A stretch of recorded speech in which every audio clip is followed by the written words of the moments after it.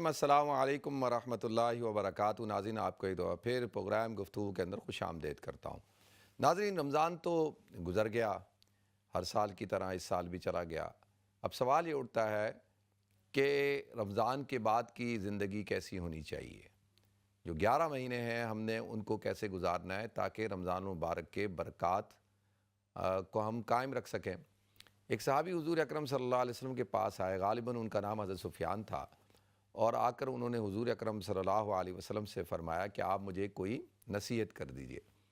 حضور اکرم صلی اللہ علیہ وسلم نے ایک انتہائی جامع اور مختصر ترین بات کی، لیکن تھی مدلل۔ اس کو ہم جامع تو الفاظ کے اعتبار سے کہہ سکتے ہیں، اور مدلل کیا کہ اصل روح جو ہے اسلام کی، دین کی، عبادات کی، تو اسی کے اندر ہے۔ آپ نے فرمایا قل آمنت باللہ ثم استقم، کہ کہو میں اللہ پر ایمان لایا، یعنی میرا اللہ کی ذات پر یقین ہے، بھروسہ ہے، اور ثم استقم، اور پھر اس پر استقامت اختیار کر لو۔ تو اصل چیز کیا ہے؟ استقامت ہے۔ اب دیکھیں، رمضان مبارک کا مہینہ جس کا اولین مقصد ہے تقوی کا حصول۔ اب تقوی کے لیول ہو سکتے ہیں، کوئی بہت اعلیٰ لیول کے اوپر ہوگا، انتہائی اونچے مقام پر فائز ہو چکا ہوگا، کیونکہ ایسا تو ہو نہیں سکتا کہ آپ ماشاءاللہ متقی پرہیزگار ہوں اور رمضان کا مہینہ آپ نے بہت اچھا گزارا ہو اور آپ کا ایمان کا اور تقوی کا لیول نہ بڑھا ہو۔ یہ کیسے ہو سکتا ہے؟ تو یقینی طور پہ بڑھا ہوگا۔ تو ہر ایک شخص نے ترقی بھی حاصل کی ہوگی، اور اس کو ماشاءاللہ روحانی طور پر اس کی درجات بھی بلند ہوئے ہوں گے، اس کے اور اس کے اندر انرجی بھی آئی ہوگی، اس نے کافی جو ہے وہ اچیو بھی کیا ہوگا۔ ہم یہ تو نہیں کہہ سکتے کہ بھائی کچھ بھی حاصل نہیں ہوا، ایسا نہیں ہوتا۔ ہر شخص کو اپنی جو عبادات ہیں، اپنی ریاضت ہے، اپنا مجاہدہ ہے، اور رمضان کی جو اس کی مصروفیات ہوتی ہیں، مشغولیات، ذکر اذکار، تلاوت قرآن پاک، روزہ، یقینی طور پر اس سے اس کو فائدہ ہوا ہوتا ہے، اور اس نے کچھ نہ کچھ حصہ ضرور تقوی کا حاصل کیا ہوتا ہے۔ تو پہلی بات تو یہ ہے کہ بھئی تقوی کا حصول، اور اس کو پھر تقوی کیا ہے کہ اس کو ہمیشہ اپنے ساتھ، یعنی متقی شخص وہ ہے جو ہر حال میں، ہر وقت اور پوری زندگی متقی رہے۔ ہاں، کبھی ایسا ہو سکتا ہے کہ کوئی شیطان کی طرف سے کوئی بہکاوا آتا ہے، کوئی اس کو وسوسہ آئے گا۔ ایسا نہیں ہے کہ بھئی شیطان اپنا کام اب چھوڑ دے گا، شیطان تو اپنا کام کرے گا، اور وہ متقیوں اور پرہیزگاروں کو کیا پیچھے نہیں آتا، ان کے پیچھے زیادہ آتا ہے۔ تو قرآن کہتا ہے ان الذین اتقوا اذا مسهم طائف من الشیطان تذکروا فاذا هم مبصرون، کہ جن لوگوں نے تقوی اختیار کر لیا، ان الذین اتقوا، اور جو متقی ہو جاتے ہیں تو پھر ان کے اوپر شیطان حملہ کرتا ہے اور وسوسہ ڈالتا ہے، لیکن وہ کیا کرتے ہیں کہ فوراً اللہ کی طرف متوجہ ہو جاتے ہیں۔ تذکروا فاذا هم مبصرون، اور ایک دم جاگ جاتے ہیں، دیکھنے والے بن جاتے ہیں، اور ان کو سمجھ لگ جاتی ہے کہ یہ شیطان کی طرف سے کوئی حربہ ہے، کوئی ہیلا ہے، شیطان ہم پر حملہ کر رہا ہے۔ تو وہ اور زیادہ چکنے ہو جاتے ہیں، اور زیادہ مستعد ہو جاتے ہیں۔ تو ایک تو یہ ہے کہ بھئی تقوی کا جو حصول ہوا ہے اس کو قائم رکھنا ہے، اور اس کا جو لیول ہے اس کو کم نہیں ہونے دینا۔ ہاں، شیطان کی طرف سے حملہ ہوگا، سستی ہوگی، کائلی ہوگی، یہ ساری چیزیں ہوں گی۔ دیکھیں، رمضان کے اندر کیا ہوتا ہے کہ انسان شیطان بند ہوتا ہے۔ آپ دیکھتے ہیں کہ لوگ متوجہ ہوتے ہیں نا عبادات کی طرف، اور ماشاءاللہ اعمال کی طرف، اعمال صالحہ کی طرف، مسجدیں بھری ہوئی ہیں، اور لوگوں کا ایک کنیکشن ہوتا ہے، اور وہ اس کی وجہ یہی ہوتی ہے کہ شیطان کیونکہ بند ہے، اور اللہ تعالیٰ کی رحمانیت عروج پر ہوتی ہے، رحمتوں اور برکتوں کا اور سکینے کا، انوارات کا نزول ہوتا ہے۔ اس لیے آپ دیکھیں گے کہ لوگوں کے اندر اطمینان بھی ہوتا ہے، لوگ بڑے پرسکون ہوتے ہیں، ماشاءاللہ بڑے ریلیکس ہوتے ہیں۔ یہ ساری وجوہات ہیں، اور رمضان کے بعد یہ کیفیات ختم ہونا شروع ہو جاتی ہیں، لیکن اس کو ہم نے قائم رکھنا ہے۔ تو سب سے پہلی چیز کیا ہے؟ دیکھیں، آسان الفاظ میں کہ روزہ ہے، اس کے اندر کیا ہے کہ ایک انسان پیاس کو، بھوک کو برداشت کرتا ہے، اپنی جو سیکشول ڈیزائرز ہیں ان کو کنٹرول میں رکھتا ہے، جو جائز طریقے سے بھی پوری کرنی ہے وہ بھی نہیں کرتا۔ تو یہ رمضان کا فلسفہ ہے نا، ان 3 چیزوں سے رکنا ہے، کھانے پینے سے اور جنسی خواہش سے۔ تو اب رمضان کے بعد بھی آپ نے اس کیفیت کو قائم رکھنا ہے۔ کھانے پینے سے رکنا کا مطلب کیا ہے کہ بھئی حرام سے کھانا پینا نہیں ہے، حرام جو غذا ہے، مشروب ہے، ان سے اپنے آپ کو دور رکھنا ہے، حرام خواہشات سے اپنے آپ کو دور رکھنا ہے۔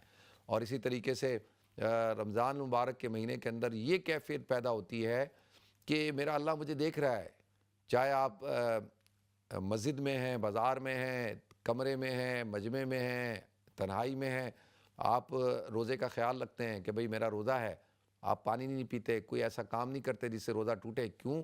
کوئی دیکھ نہیں رہا، لیکن آپ کو پورا یقین ہوتا ہے کہ میرا اللہ دیکھ رہا ہے، میرا روزہ ٹوٹ جائے گا۔ تو یہی کیفیت ہم نے اپنی پوری زندگی بنانی ہوتی ہے کہ اتقوا اللہ اینما کنتم حیثما کنتم، کہ تقوی اختیار کرو، متقی بن جاؤ جہاں کہیں تم ہو اور جس حالت میں تم ہو۔ تو ہر حالت میں انسان کو یہ استحضار ہو کہ میرا اللہ مجھے دیکھ رہا ہے اور میں اللہ کی نگاہوں کے اندر ہوں۔ تو جب انسان کو یہ استحضار ہو جاتا ہے کہ میں اللہ کی نگاہوں میں، اللہ مجھے دیکھ رہا ہے، میرے ہر عمل کو اللہ واچ کر رہا ہے، فرشتے لکھ رہے ہیں، تو وہ پھر قدم سوچ سمجھ کے اٹھاتا ہے۔ پھر وہ کہیں پر بھی ہو، تنہائی میں کیوں نہ ہو، جس جگہ بھی ہوگا، وہ اس کی زندگی یکساں ہوگی، کیونکہ اس کو یہ ہوگا کہ میرا اللہ مجھے دیکھ رہا ہے۔ تو وہ گناہ سے اپنے آپ کو اللہ کی نافرمانی سے بچائے گا، اس لیے کہ اس کے اندر یہ کیفیت پیدا ہو چکی۔ تو یہ اصل چیز رمضان میں روزے سے پیدا ہوتی ہے، تو اس کو ہم نے قائم رکھنا ہے۔ تو سب سے پہلی بنیادی چیز تو یہ ہے۔ اور دوسری چیز یہ ہے کہ انسان اپنے اوپر کنٹرول حاصل کرتا ہے، اپنی خواہشات کے اوپر، اپنی بھوک پر، اپنے پیاس پر۔ تو یہی چیز اصل اصول ہے کہ بھئی یہی کنٹرول بعد میں بھی ہونا چاہیے، کہ بے صبرا نہیں ہونا چاہیے کہ بھئی ہم نے رمضان کے اندر یہ ٹریننگ کی ہے، تو اس ٹریننگ کا فائدہ تو جب ہے نا جب ہم غیر رمضان میں بھی ویسے ہی بیہیو کریں اور پیاس کو، بھوک کو برداشت کریں اور اپنی خواہشات کو کنٹرول کر کے رکھیں۔ تو سیلف کنٹرول جو بڑی ایک اہم چیز ہے زندگی کے اندر، دنیاوی طور پر کامیابی کے لیے اور اخروی طور پر بھی کامیابی کے لیے، تو انسان کو اپنی ذات پر کنٹرول ہونا چاہیے۔ اور اسی لیے اس کو شہر الصبر بھی کہا جاتا ہے۔ تو صبر کا مادہ اگر پیدا نہیں ہوا، بے صبری ہے، اور انسان جو ہے ابھی تک صابر نہیں بنا، تو اس کا مطلب یہ ہے کہ اس کا رمضان صحیح طور پہ نہیں گزرا، اس نے رمضان کے روزوں کو صحیح طور پہ نہیں رکھا۔ تو لہذا ہمارے اندر پیشنٹ بھی پیدا ہونا چاہیے، صبر بھی پیدا ہونا چاہیے۔ اگر ہم بے صبرے ہو رہے ہیں اور صبر کا مادہ اگر پیدا نہیں ہوا، تو یہ انڈیکیٹ کرتا ہے کہ ہمارا رمضان ٹھیک نہیں گزرا۔ تو لہذا رمضان کے بعد اس کے اوپر بھی ہمیں کافی توجہ دینے کی ضرورت ہے کہ بھئی ہم ان اللہ مع الصابرین، اللہ صبر کرنے والوں کے ساتھ ہیں۔ اگر ہم چاہتے ہیں کہ اللہ ہمارے ساتھ رہے تو ہمیں صبر اختیار کرنا پڑے گا۔ ان اللہ مع المتقین، اللہ متقیوں کے ساتھ ہے، تو ہمیں اللہ کا ساتھ چاہیے، تو ہمیں تقویٰ بھی اختیار کرنا ہے اور اس تقوی کے لیول کو قائم رکھنا ہے۔ تو ایک چیز تو یہ ہے۔ دوسری چیز یہ بڑی اہم ہے کہ یہ شہر المواسات تھا۔ شہر المواسات کا مطلب ہوتا ہے غمخواری، احساس کرنا۔ تو یہ صرف رمضان کے مہینے میں نہیں ہوتا، اصل تو رمضان ٹریننگ کراتا ہے کہ رمضان کے علاوہ جو ہے پوری زندگی، پورا جو سال ہے، اس کے اندر آپ کے اندر احساس پیدا ہو کہ بھئی دنیا کے اندر غربت ہے، افلاس ہے، بھوک ہے، پیاس ہے، دنیا کے اندر یہ جو آپ کو اس وقت بے چینی نظر آ رہی ہے، دنیا کے اندر جو ظلم و زیادتی ہے اور وسائل کی منصفانہ تقسیم نہ ہونے کی وجہ سے بھوک ہے، افلاس ہے، اور لوگ غربت کی وجہ سے، لوگ بھوک کی وجہ سے، پیاس کی وجہ سے مر رہے ہیں، بیمار ہو رہے ہیں، اور یہ اصل میں احساس پیدا کرتا ہے روزہ۔ تو ہمیں اسی طریقے سے لوگوں کی تکلیفوں کو سمجھ کے ان کے ساتھ تعاون کرنا چاہیے، ان کی مدد کرنی چاہیے۔ اور دوسرا رمضان کے اندر شہر الانفاق فی سبیل اللہ، اللہ کے راستے میں خرچ کرنے کا مہینہ۔ رمضان کے اندر ہم جو ہے دیکھتے ہیں کہ ہم ماشاءاللہ ایوری ڈے چیریٹی کرتے ہیں اور خوب زکوٰۃ، صدقات اور خیرات کرتے ہیں۔ تو یہ جو جذبہ ہے، یہ جو انسان کے اندر یہ جو موٹیویشن ہے، اس کو قائم رہنا چاہیے، اور یہ پورے سال ہم اس طرح سے لوگوں کی مدد کرتے رہیں اور لوگوں کے ساتھ تعاون کرتے رہیں۔ تو یہ ایک اہم نکتہ ہے جو رمضان کے بعد بھی ہمیں اختیار کرنا چاہیے۔ اور ایک بہت بڑی اہم بات ہے جو میں آخر میں بتاتا ہوں، اس سے پہلے دیکھیں، رمضان کے اندر ہم شہر المودت ہے، یہ محبت کا مہینہ ہے، یہ غمخواری کا مہینہ ہے اور اخلاق کا مہینہ ہے۔ ہم دیکھتے ہیں رمضان کے مہینے میں ماشاءاللہ ہر شخص کا اخلاق بڑا اعلیٰ لیول پہ ہوتا ہے، اور مسجدوں کے اندر دسترخوان لگ رہا ہے، اور ماشاءاللہ افطار، اور آپ گھروں سے کوئی سموسے لا رہا ہے، کوئی پکوڑے لا رہا ہے، کوئی کھانا لا رہا ہے، کوئی حلیم لا رہا ہے، کوئی کھیر لا رہا ہے، ہر شخص جو ہے اس کا ماشاءاللہ ہاتھ بھی کھلا ہے، جیب بھی کھلی ہے اور سخاوت ہے، اور کس طریقے سے ایک دوسرے کے ساتھ محبت کے ساتھ پیش آ رہے ہیں، اخلاق کے ساتھ پیش آ رہے ہیں. اور ہم دیکھ رہے ہیں کہ ہر آدمی ایک دوسرے کو کھجور آفر کر رہا ہے، پانی آفر کر رہا ہے، دودھ آفر کر رہا ہے. یہ مسجدوں کا ماحول ہے نا. اسی طرح تراویح کا ماحول ماشاءاللہ.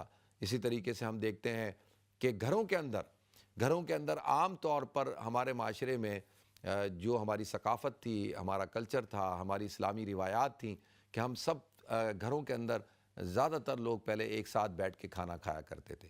اور یعنی پورے دن کے اندر ایک میل تو ہوتا تھا جو ہم ایز اے فیملی کیا کرتے تھے. لیکن زندگی فاسٹ ہو گئی، زندگی اتنی تیز ہو گئی کہ بھائی اب شوہر بھی کام پہ، بیوی بھی کام پہ، بچے بھی کام پہ، اور وقت ہی نہیں مل رہا. تو لیکن رمضان مبارک میں ہم نے دیکھا کہ اکثر لوگ جو ہے وہ ساتھ بیٹھ کر افطار کرنا، ساتھ بیٹھ کر سحری کھانا، یعنی سحور فطور، اور یعنی اس سے ایک محبت کا اور مودت کا، انسیت کا ایک رشتہ قائم ہوا کہ بھئی فیملی کے اندر، خاندان کے اندر، کہ اور سب ساتھ بیٹھ رہے ہیں اور اس سے پہلے دعا ہو رہی ہے. عام طور پہ جب ہم کھانا کھاتے ہیں یا میل ایک ساتھ جب دسترخوان پہ شریک ہوتے ہیں تو ہمارے ہاں یہ رواج نہیں ہے.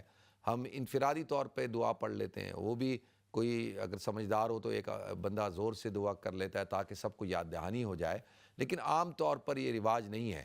لیکن رمضان مبارک میں ہم نے دیکھا کہ لوگ افطار سے پہلے ماشاءاللہ گھر کا بزرگ یا کوئی خاتون، کوئی بیٹا، کوئی بیٹی، والد والدہ، وہ دعا میں شریک ہوتے ہیں، دعا کرتے ہیں. اجتماعی طور پر دعا ہوتی ہے، انفرادی طور پہ سب ہاتھ اٹھاتے ہیں اور اللہ کا شکر ادا کرتے ہیں، اور دعاؤں کی قبولیت کا وقت ہوتا ہے. تو اسی طریقے سے ہم نے ایک کنیکشن قائم کیا کہ بھئی دسترخوان کے اوپر، ٹیبل کے اوپر ہم سب ایک دوسرے کے ساتھ بیٹھے، ہم نے اپنی محبت کو، اپنے اخلاق کو، اپنے دسترخوان کو شیئر کیا اور اللہ سے اپنا تعلق قائم کیا. تو یہ جو محبت ہے اور یہ جو ایک خوبصورتی ہوتی ہے جو رمضان کی، اس کو رمضان کے بعد بھی قائم رہنا چاہیے. اگر ایوری ڈے آپ کر سکتے ہیں کہ بھئی کوئی ایک میل جو شام کا کھانا ہے، رات کا کھانا، اگر آپ لوگ اس کی کوشش کریں کہ بھئی سارے فیملی ممبرز جو ہے ماشاءاللہ آپ میاں بیوی، اولاد، بچے، اگر بڑی فیملی ہے تو دادا دادی، نانا نانی، پوتا پوتی، نواسا نواسی، یہ اگر جوائنٹ فیملی سسٹم ہے تو اس کے اندر ایک بہترین موقع ہوتا ہے محبت قائم کرنے کا، اتحاد اتفاق کا مظاہرہ کرنے کا، ایک دوسرے کے ساتھ جو ہے اپنے فیلنگ کو شیئر کرنے کا. وہ سب سے بہتر طریقہ ہے دسترخوان. اور حضور نے فرمایا جس دسترخوان پہ جتنے زیادہ ہاتھ ہوں گے، افراد ہوں گے، اتنی اس دسترخوان میں برکت ہوتی ہے، اس رزق میں برکت ہوتی ہے، اس سے اجتماعیت پیدا ہوتی ہے، اس سے محبت پیدا ہوتی ہے. تو لہذا جس طریقے سے رمضان میں ہم کر رہے تھے تو رمضان کے بعد بھی ہمیں کرنا چاہیے. ایوری ڈے کریں تو بہت اچھی بات ہے، اس سے اچھی کیا بات ہو سکتی ہے. لیکن اگر ایوری ڈے نہیں کر سکتے اور سب بیزی ہیں تو ویک میں کم سے کم ایک دفعہ 2 دفعہ تو کر سکتے ہیں.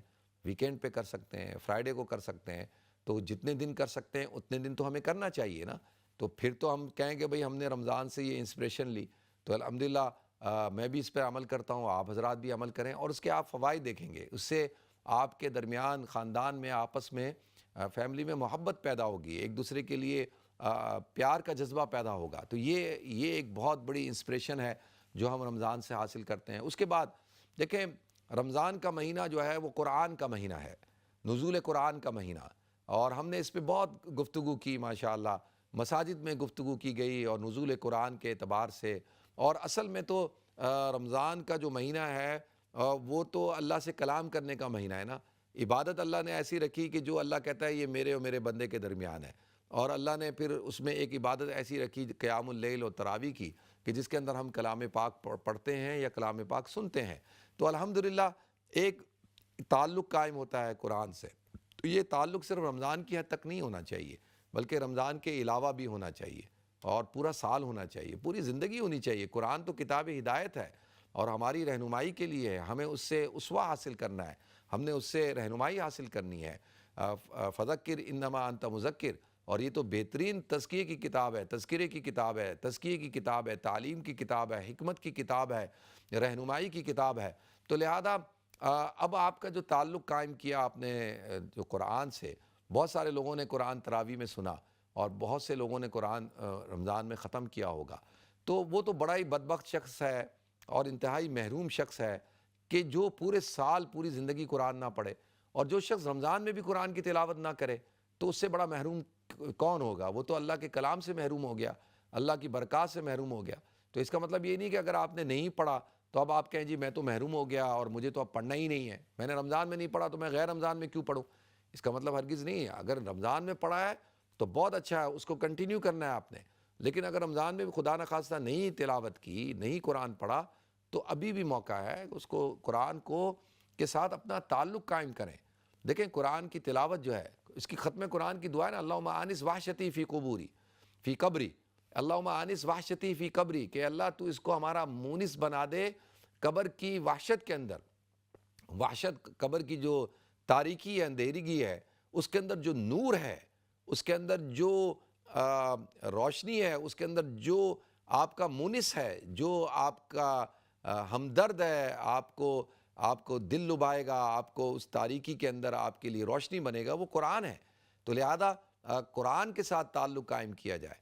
تو رمضان کے علاوہ بھی کوشش کریں کہ بھئی روزانہ کی بنیاد پہ اگر ایک پارے کی روزانہ تلاوت کریں تو ایک مہینے کے اندر ایک قرآن آپ کا ختم ہو سکتا ہے، اور کوئی اتنا مشکل کام نہیں ہے کہ فجر کی نماز سے پہلے یا فجر کی نماز کے بعد 5-7 منٹ قرآن پڑھ لیں، اس طرح ظہر کی نماز سے پہلے یا ظہر کی نماز کے بعد پڑھ لیں، اسی طریقے سے عصر کی نماز سے پہلے یا عصر کی نماز کے بعد پڑھ لیں، اسی طرح مغرب سے پہلے یا مغرب کے بعد پڑھ لیں، اس طرح عشاء سے پہلے عشاء کے بعد پڑھ لیں۔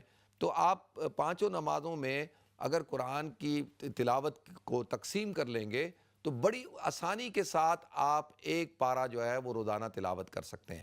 آپ شروع کر دیں، آپ دیکھیں کہ انشاءاللہ ایک وقت آئے گا کہ آپ کو عادت ہو جائے گی، اور آپ جب قرآن کی تلاوت کریں گے تو قرآن جو ہے اس سے دلوں کے اندر اطمینان پیدا ہوتا ہے، اور قرآن کی تلاوت سے یتلو علیہم آیاتی، جب قرآن کی آیات کی تلاوت کی جاتی ہے، انما المؤمنون الذین اذا ذکر اللہ وجلت قلوبہم، کہ وَإِذَا تُلِيَتْ عَلَيْهِمْ آیَاتُ زَادَتْهُمْ ایمانا، جب وہ قرآن کی آیات پڑھی جاتی ہیں یا وہ پڑھتے ہیں، قرات کرتے ہیں یا قرات کی جاتی ہیں تو اس سے ان کا ایمان بڑھتا ہے۔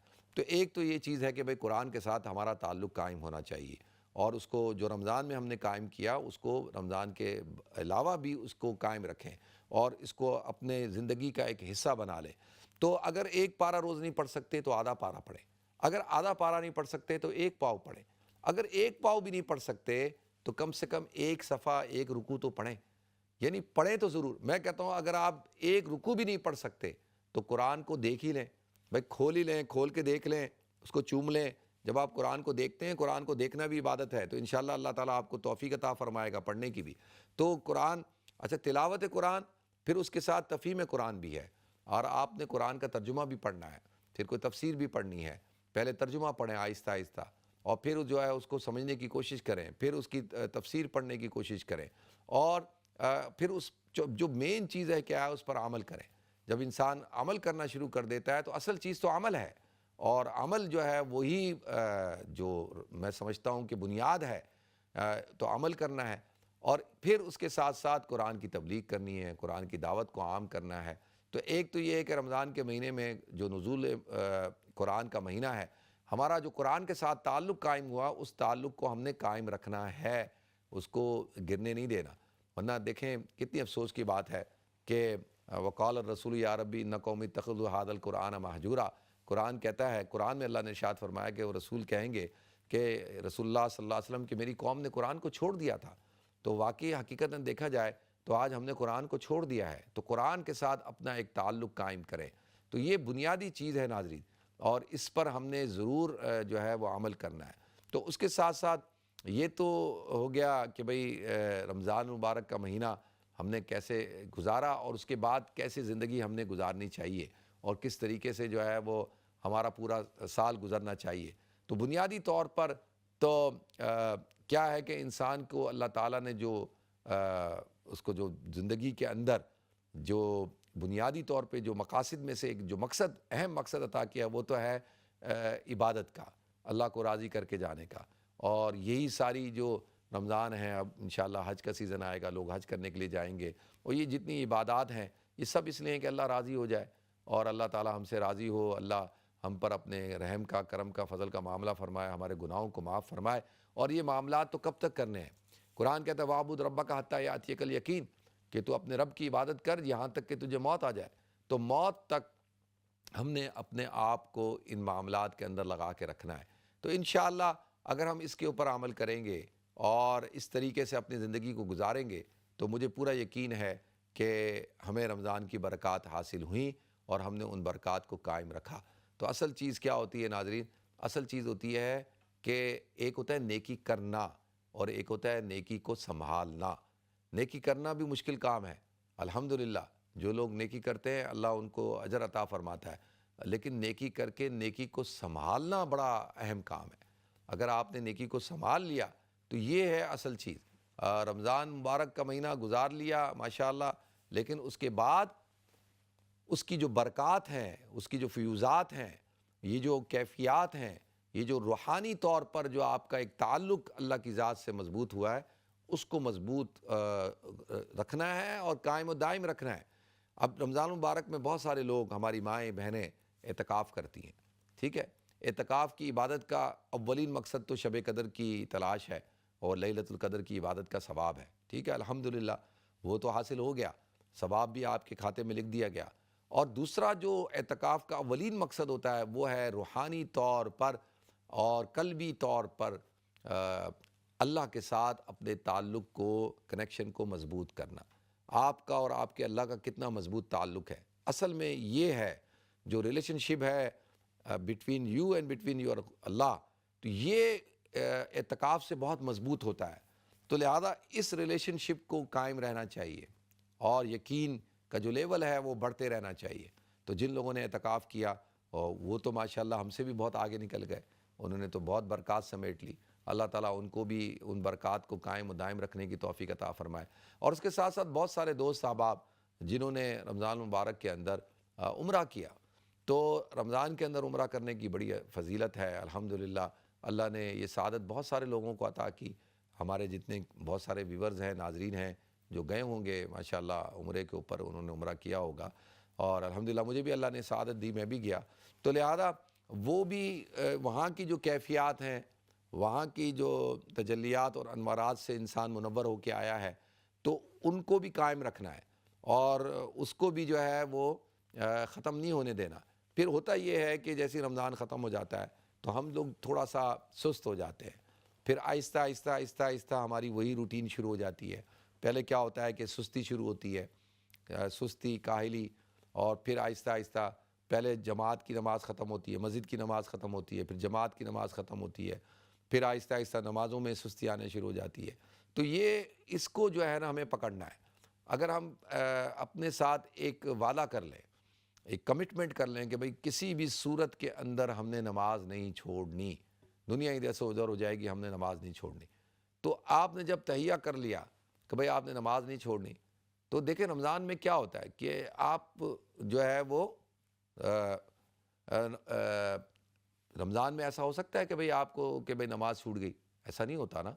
تو پھر غیر رمضان میں کیوں ہو رہا ہے؟